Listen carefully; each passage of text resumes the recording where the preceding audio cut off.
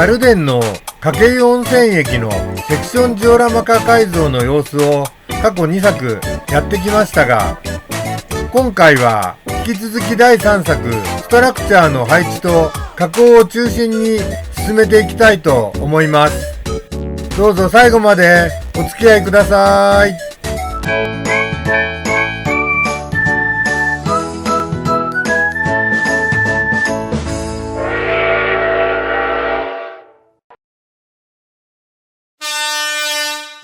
第1弾、第2弾でここまで作ってきました。今日は第3弾になります。今まで作った部分はこんな感じです。今お見せしている部分はすべて新ジオラマベースに貼り付けてあります。この辺りの空いている部分に何を配置しようかなと今考えているところです。まず過去2作で 10mm のスチレンボードに 1.2mm のプラバンで全面を覆って新しいジオラマベースができています。で、線路と両サイドのポイントレールをウェザリングして貼るというところまで進めてきました。カメラをポイントの方にお願いします。前回の動画が終わるときにここに木工ボンドがペターっと塗ってあったと思いますが、日中夜放置したら完全に乾いてご覧のように無色透明になりました。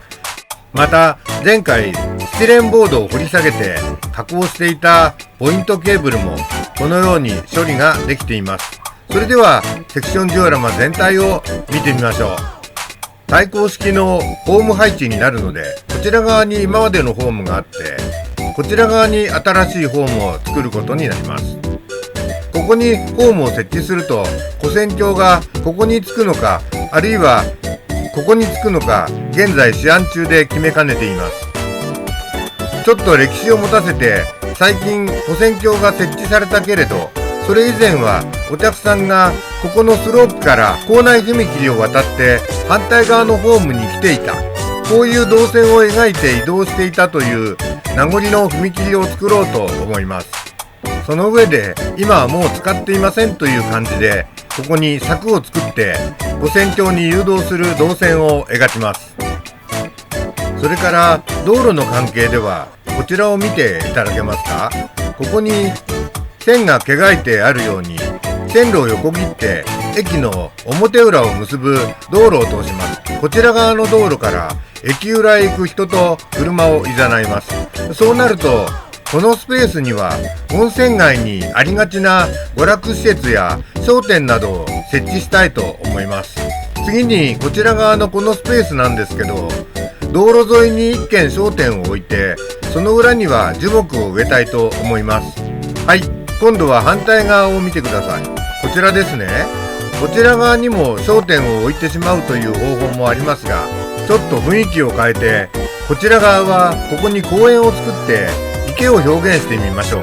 池があるとこの辺に池をまたぐ橋があって、その橋の上から観光客が錦鯉を鑑賞しているという風景が作れるでしょう。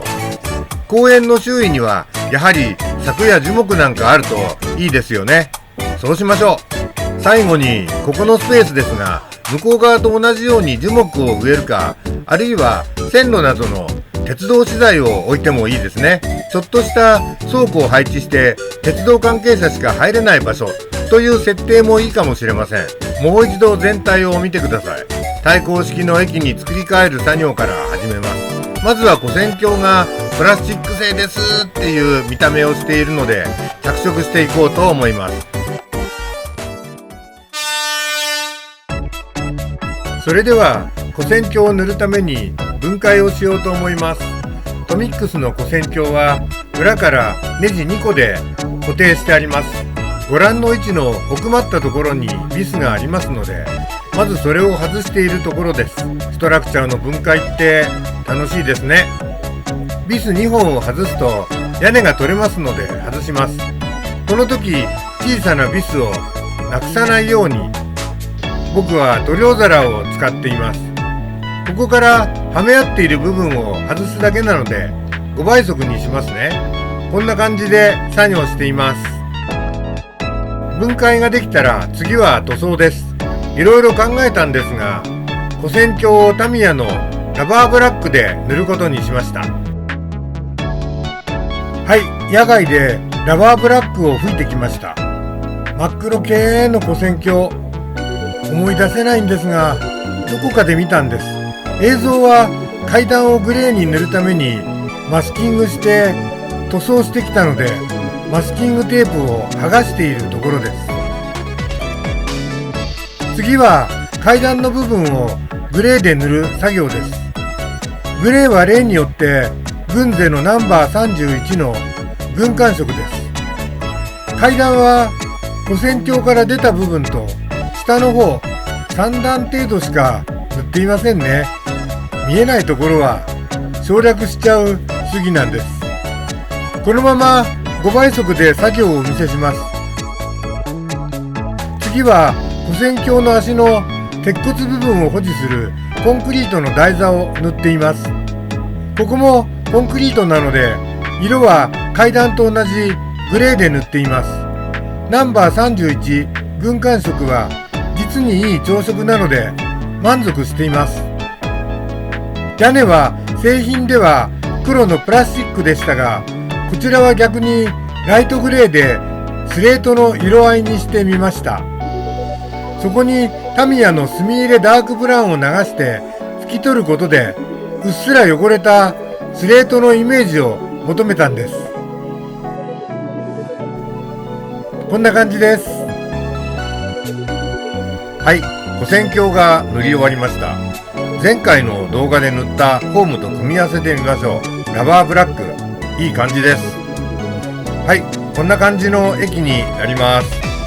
それでは液に柵をつけたり、構内踏切をつけたり、駅名表示をつけたりと駅らしくしていこうと思います。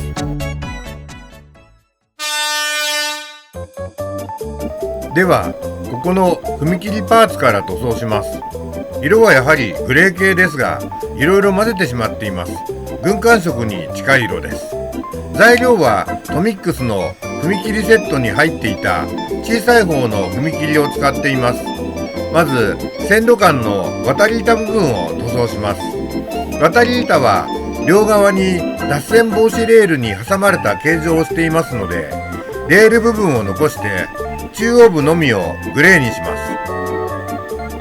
す。もともと踏切にする予定ではなかったこの部分、バラストを巻いて木工ボンドで固めてしまっていましたので、表面がデコボコしてしまっています。そこにプラ板で通路を作りますので、ルーターで平らに削ることが必要です。やってみましょう。ルーターの先端には横断型の砥石を取り付けています。これでこうやってバラストの出っ張った部分を削っていきます。それでは単調な作業になるので5倍速に切り替えます。なんか歯医者さんになった気分ですね。楽しいです。踏切を取り付ける際には反対側のホームが固定してある方がやりやすいので、前回塗装したこちらのホームを固定します。僕は合成ゴム系接着剤をよく使います。合成ゴム系接着剤はしっかり固定する上に万一剥がす時にも剥がしやすいという特徴があります。今回もそうですが、ジオラマって後で作り変えることがありますが、その時に助かるんです。ホームを固定したところで先ほど削った部分に踏切につながる通路を接着しましょう。当然こちらもゴム系接着剤です。このように少々デコボコした部分にプラ板などを貼り付けるときは少したっぷりめに接着剤を使います。これが踏切セットに入っていたアプローチ通路ですが、傾斜開始位置がこのジオラマには合わないので自作で作り変えました。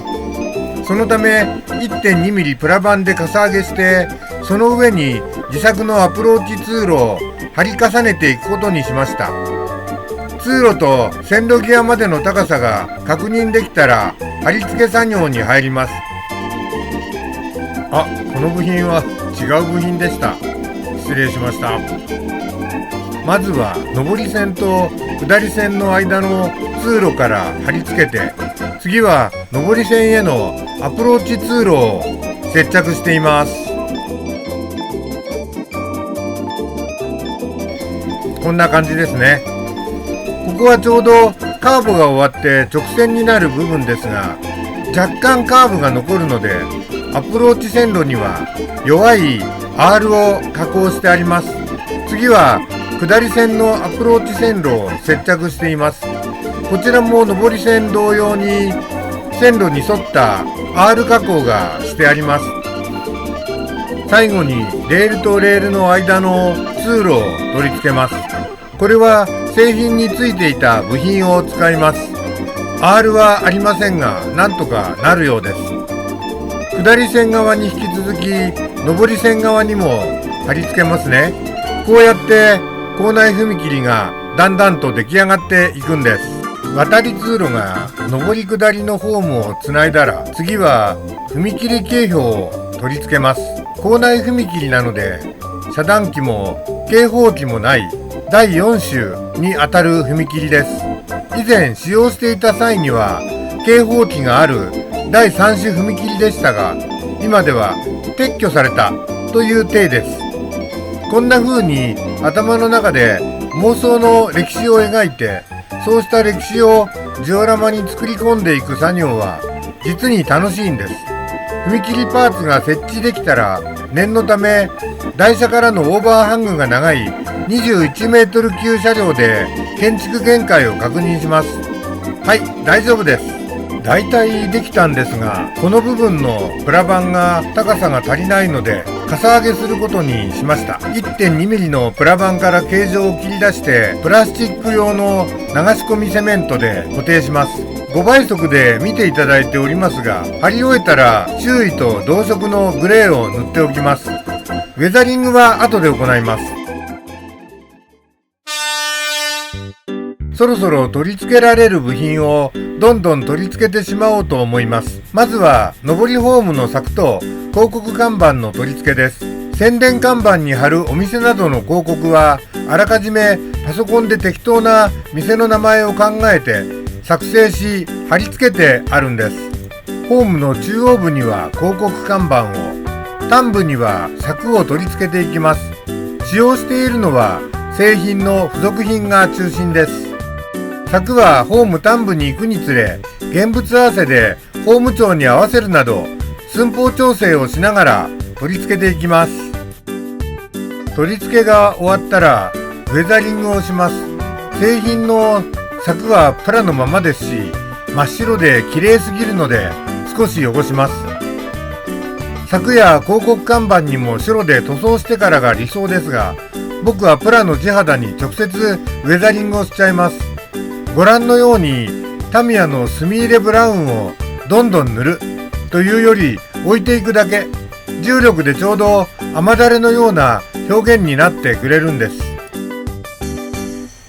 ホームの屋根ですが、屋根だけ売ってくれないのでいろいろ考えたんですが、商店街のアーケードを流用することにしました。ヤフオクで落札して準備しましたが、屋根をつけてしまうと後でバラストを巻いたりするとき邪魔になるので、最後に取り付けます。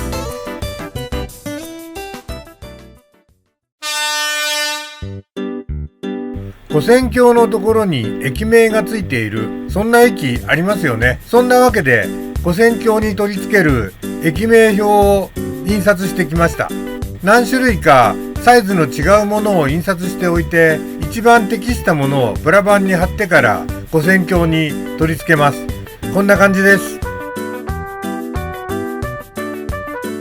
駅名表を 0.5 ミリのプラ板に貼り付けましたので、跨線橋に取り付けようと思います。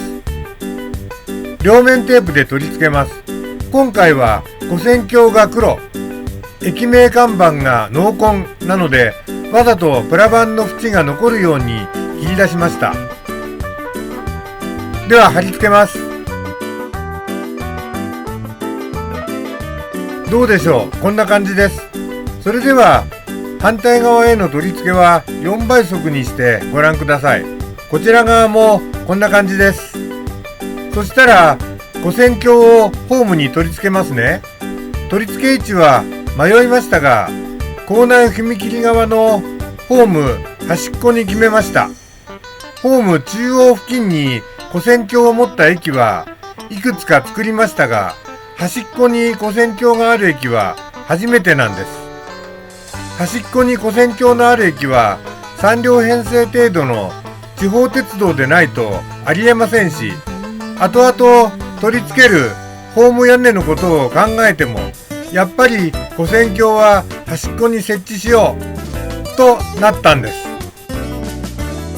跨線橋の取り付け位置を決めたら、合成ゴム系接着剤をしっかり塗ってホームへの取り付けを行います。曲がらないように足や階段の先端などがホームに対して水平や垂直が出ているか等の点に気を配ります。十分に確認できたらこれで OK です。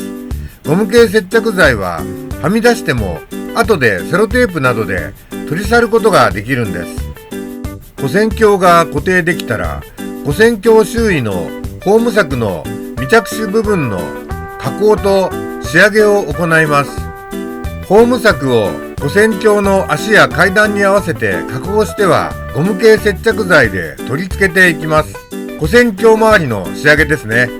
跨線橋周囲の加工はこれで終わりです。しっかり乾燥すれば跨線橋が持ち手になるので、収納箱への出し入れが楽になります。